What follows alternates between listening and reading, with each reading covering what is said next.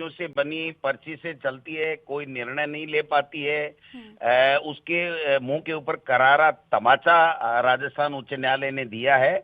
मैं समझता हूं कि पौने 2 साल तक ये कोई निर्णय नहीं कर पाए, और अब भी मैं कह रहा हूं ये टुकड़ों में बटे हुए हैं, आपस में इनके बहुत विरोधाभास है।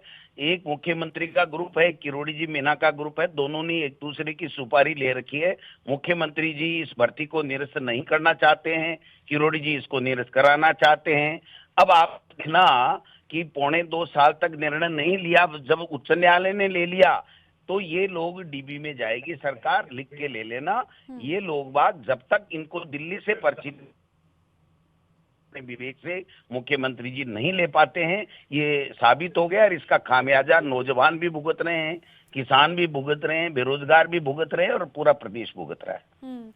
लेकिन डोटासरा जी, साल 2021 में ये भर्ती परीक्षा हुई थी, तब आपकी सरकार थी सत्ता में, उसके बाद भी आप 1-2 साल और रहे। ऐसा नहीं लगता कि बहुत देरी हुई परीक्षा का ये परिणाम आने के लिए? आज साल 2025 हो गया है, ट्रेनिंग हुई है और कई उम्मीदें रखी गई थी स्टूडेंट्स के द्वारा। हाँ, बताइए।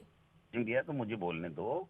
मैं ये कह रहा हूँ कि जब हमने भर्ती कराई तो हमने भर्ती कोई लीक के लिए थोड़ी कराई। अगर मान लीजिए लीक हो गई और इनकी सरकार बन गई, इन्होंने इनके एसओजी ने ये कह दिया कि इसको निरस्त होनी चाहिए, इनके मंत्री ने ये कह दिया निरस्त होनी चाहिए, तो ये निर्णय ये क्यों नहीं ले पाए? आज तक इनका निर्णय थोड़ी है, ये हाई कोर्ट का निर्णय है। अब इस हाई कोर्ट के निर्णय के ऊपर क्या सरकार डीबी में जाएगी या इस निर्णय को मानेगी? ये निर्णय इनको लेना है तो इनको वो पूछिए, इनके प्रवक्ताओं को पूछिए, मुख्यमंत्री जी से पूछिए, मदन राठौड़ साहब से पूछिए कि क्या आप इस फैसले के खिलाफ डीबी में नहीं जाएंगे। मैं लिख के दे रहा हूं ये डीबी में जाएंगे। ये न्याय देने के पक्ष में है ही नहीं। इनकी तो पर्चियां आती हैं और पर्चियों के हिसाब से फैसले होते हैं। जैसे मुख्यमंत्री का हुआ वैसे ही मुख्यमंत्री के आगे के काम का फैसला होता है, वो पर्ची से होता है। इसलिए ये किरोड़ी जी की जीत कह सकते हो, भाजपा की जीत नहीं है, मुख्यमंत्री की जीत नहीं है, सरकार की जीत नहीं है।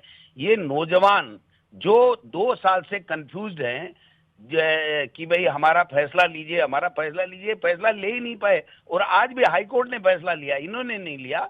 इसलिए मैं तो ये कहना चाहता हूं कि ये टुकड़ों में बटे हुए लोग हैं, एक दूसरे के खिलाफ साजिश रचते रहते हैं सुबह से शाम, जनता से, जनता के काम से, जनता की भलाई से, जनता के लिए योजनाओं से, विकास से इनको कोई सरोकार नहीं है।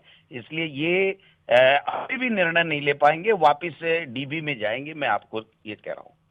लेकिन उनका ये कहना रहता है कि जिस समय